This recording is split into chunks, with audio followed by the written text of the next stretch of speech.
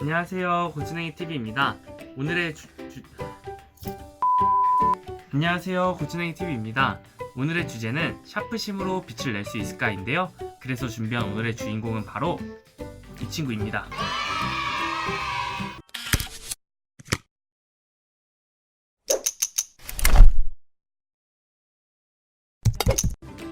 연필과 같이 학창시절에 가장 많이 이용하게 되는 샤프심은 우리가 노트의 필기가 아니라 낙서를 할 때 가장 많이 사용을 하는데요.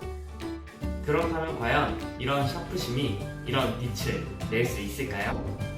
샤프심이 빛을 낼 수 있는지 알아보기 위해 우리는 에디슨이 발명한 전구처럼 전류를 흘려주어 확인을 해보도록 하겠습니다. 오늘의 실험 준비물입니다. 샤프심 위에 머리카락과 강철솜, 니크름손에서도 빛이 나는지 확인해보고 마지막으로 샤프심으로 실험을 해보도록 하겠습니다. 자, 머리카락에 전선을 연결시켜 준 뒤에 전선을 직류전원 장치에 연결해 주도록 하겠습니다. 한쪽에 꽂아주고 다른 한쪽에도 꽂아줄게요. 자, 이렇게 전선이 연결이 완료가 됐으면 직류전원 장치에 전원을 올려주고 각 스위치 버튼을 올려주도록 합니다. 이제 전류가 흐르게 되는 것을 볼 수 있는데 머리카락과 같은 경우에는 아무런 변화가 없다는 것을 확인해 볼 수 있습니다. 두 번째는 강철솜입니다. 자, 아까 머리카락과 마찬가지로 두 전선에 강철솜을 연결해 주는데 강철솜 같은 경우에는 머리카락과 다르게 조금 날카로우니 만질 때 좀 주의해 주세요. 자, 이렇게 강철솜에 연결이 완료됐으면 아까와 마찬가지로 직류전원 장치에 전선을 또 다시 꽂아줍니다.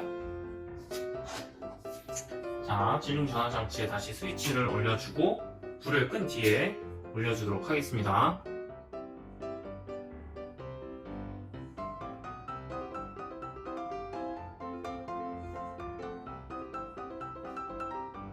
자, 강철솜 같은 경우에는 아까 전에 머리카락과 다르게 밝은 빛을 내지만 금방 타버리는 것을 확인해 볼 수 있습니다. 세 번째는 니크롬선입니다. 자, 앞에서와 마찬가지로 전선에 니크롬선을 연결시켜 주겠습니다.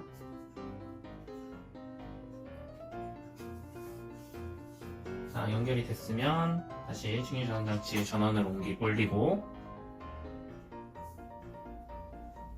스위치를 올려보도록 하겠습니다.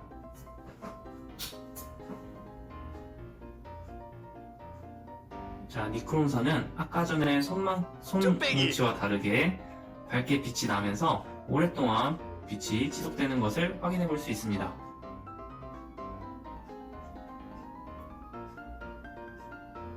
마지막은 오늘의 하이라이트 샤프심입니다. 샤프심도 아까 전에 마찬가지로 역시 잘 껴주는데 샤프심은 단단해서 이게 부러질 수가 있으니 조심스럽게 다뤄주세요. 자, 연결이 됐으면 마찬가지로 직류전원 장치에 전원을 올리고 불을 꺼준 뒤에 한번 스위치를 올려보도록 하겠습니다.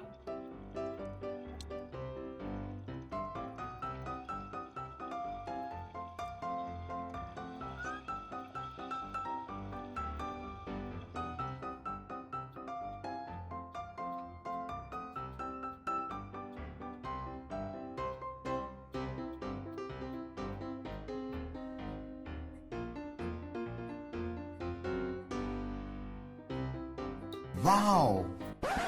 마지막으로 각각의 재료별로 실험 결과를 정리해보면 머리카락은 빛이 나지 않았지만 나머지 강철솜과 니크롬선, 샤프심 모두 빛이 나는 것을 확인할 수 있었습니다. 그 중에서도 샤프심이 가장 멋지네요. 오늘은 샤프심이 빛을 낼 수 있을까에 대해서 알아보았는데요. 결과적으로 샤프심은 빛을 낼 수 있었습니다. 와!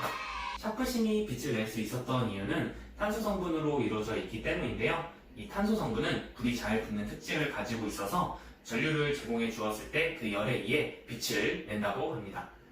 우리가 잘 알고 있는 숯과 연탄 모두 이러한 탄소 성분이 많아서 불이 잘 붙는 것이니 이 점도 참고해 주세요. 그럼 안녕.